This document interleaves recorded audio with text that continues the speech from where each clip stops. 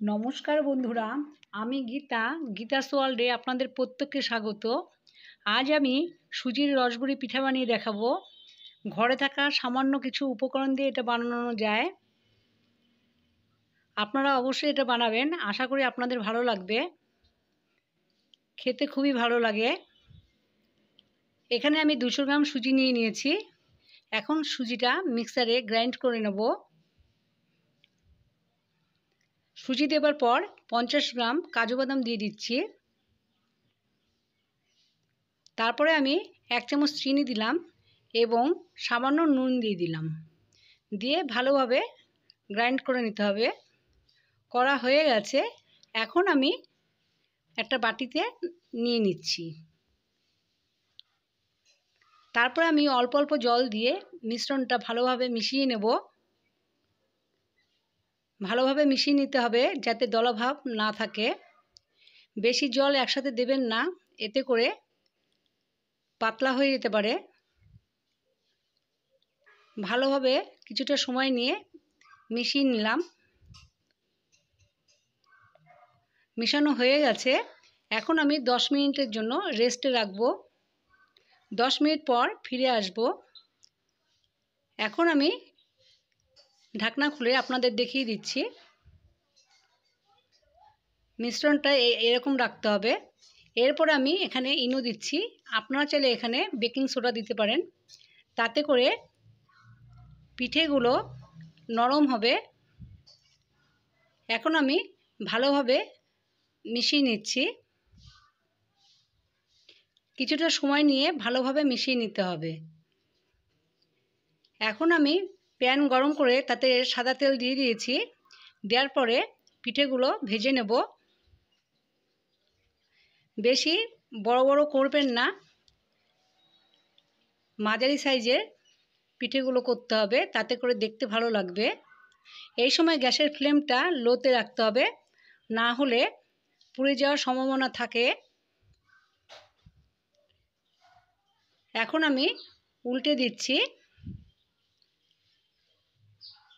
কিছুটা সময় নিয়ে ভালোভাবে হালকা লাল করে ভেজে নিতে হবে। এইভাবে আমি সবকটা উল্টে দিলাম। তারপরে উল্টে পাল্টে ব্রাউন কালার যখন চলে আসবে তখন আমি তুলে নেব। এখন আমি একে একে তুলে নিচ্ছি। বন্ধুরা, যদি আমার ভিডিও ভালো লাগে তাহলে অবশ্যই লাইক দেবেন এবং সাবস্ক্রাইব করে পাশে থাকবেন। এখন আমি বাকি পিঠেগুলো ভেজে নিলাম। ভাজা হয়ে গেছে। এদিকে আমি আরেকটা কড়াই বসিয়ে দিয়েছি। তার মধ্যে আমি নারকেল কুড়ো দিয়ে দিয়েছি এবং 3 চামচ চিনি দিলাম। দিয়ে ভালোভাবে মিশিয়ে নিচ্ছি। চিনিটা ভালোভাবে নারকেলের সাথে মিশিয়ে নিতে হবে। চিনির দানা ভাবটা যাতে না থাকে। এরপর আমি হাফ কাপ দুধ দিয়ে দিলাম। দিয়ে ভালোভাবে মিশিয়ে নিচ্ছি নারকেলের সাথে। নারকেলটা যখন সফট হয়ে আসবে তখন আমি বাকি দুধটুকু দিয়ে দেব। এখানে আমি 500 ml দুধ দিচ্ছি। বন্ধুরা, এখানে আমি নারকেল কোড়া দিয়েছি। আপনাদের কাছে নারকেল কোড়া না থাকলে আপনারা এখানে গুঁড়ো দুধ দিতে পারেন, তাতে করে ঘন হবে এবং খেতে ভালো লাগবে। আমি সামান্য লবণ দিয়ে দিলাম এবং 3টে এলাচ ফাটিয়ে দিয়ে দিয়েছি। এলাচ দিলে স্মেলটা ভালো লাগবে। এখন আমি একে একে পিঠেগুলো দিয়ে দিচ্ছি। পিঠেগুলো দিয়ে একটু 2 মিনিটের জন্য রাখতে হবে। তারপরে ভালোভাবে মিশিয়ে নিতে হবে দুধের সাথে। মিশানোর পরে উল্টে দেব।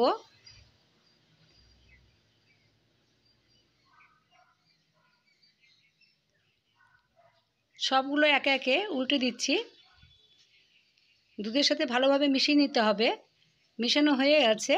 এখন আমি মিনিট 2-এর জন্য ঢাকা দিয়ে রাখবো। 2 মিনিট পরে দেখুন বন্ধুরা, দুধটা কত ঘন হয়ে গেছে। আপনারা একবার হলেও বানাবেন, আশা করি আপনাদের প্রত্যেকের ভালো লাগবে। আর ভালো লাগলে পাশে থাকার অনুরোধ রইল। আমার রেসিপিগুলো আপনাদের কেমন লাগছে কমেন্ট করতে ভুলবেন না। এখন আমি গরম গরম নামিয়ে নিচ্ছি। দেখুন দেখতে কত সুন্দর লাগছে, খেতেও ঠিক অতটাই ভালো লাগবে। তাহলে নিশ্চয়ই বানাবেন আপনারা। বন্ধুরা, আমি এবার এখান থেকে একটা পিঠা প্লেটের মধ্যে নিয়ে নেব। একটা এবার কেটে দেখাবো আপনাদের। দেখুন বন্ধুরা, দেখতে কত সুন্দর লাগছে। এবার আমি কেটে নিচ্ছি। দেখুন কতটা ভালো লাগছে এবং নরম হয়েছে। যদি ভালো লাগে তাহলে অবশ্যই কমেন্ট করবেন। আজ এই অবধি, আবার নতুন ভিডিও নিয়ে দেখা হবে।